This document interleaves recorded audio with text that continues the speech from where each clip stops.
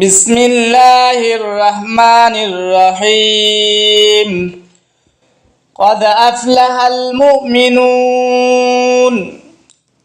الذين هم في صلاتهم خاشعون। অর্থাৎ মুমিনরাই সফল কাম হয়েছে যারা তাদের সালাতে বিনয়ী নম্র হয়।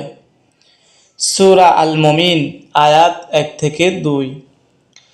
রাসূলুল্লাহ সাল্লাল্লাহু আলাইহি ওয়াসাল্লাম ইরশাদ করেন, মান হাফাযা আলাইহা কানাত লাহু নূরান ওয়া বুরহানা ওয়া নাজাতান ইয়াউমাল কিয়ামাহ।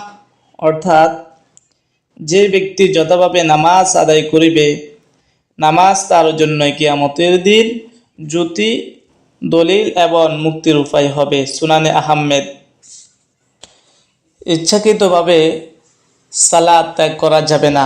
মহানবী সাল্লাল্লাহু আলাইহি ওয়াসাল্লাম বলেছেন, ইন্না বাইনার রুসুলি ওয়া বাইনাশ শিরকি ওয়াল কুফরি তারাকাস সালাহ। অর্থাৎ বান্দা এবং শিরিক ও কুফরের মধ্যে পার্থক্য হচ্ছে নামাজ পরিত্যাগ করা। মুসলিম শরীফের হাদিস। এজন্য আল্লাহ তাআলা ইরশাদ করেছেন, ইয়া আইয়ুহাল্লাযীনা আমানুস্তাঈনু বিস-সাবরি ওয়াস-সালাহ। অর্থাৎ হে ঈমানদারগণ, তোমরা সালাত এবং ধৈর্যের দ্বারা সাহায্য প্রার্থনা করো। সূরা আল বাকারা আয়াত 153। আল্লাহ তাআলা আরো বলেন, ইন্নাস সালাতা তানহা আনিল ফাহশাই ওয়াল মুনকার।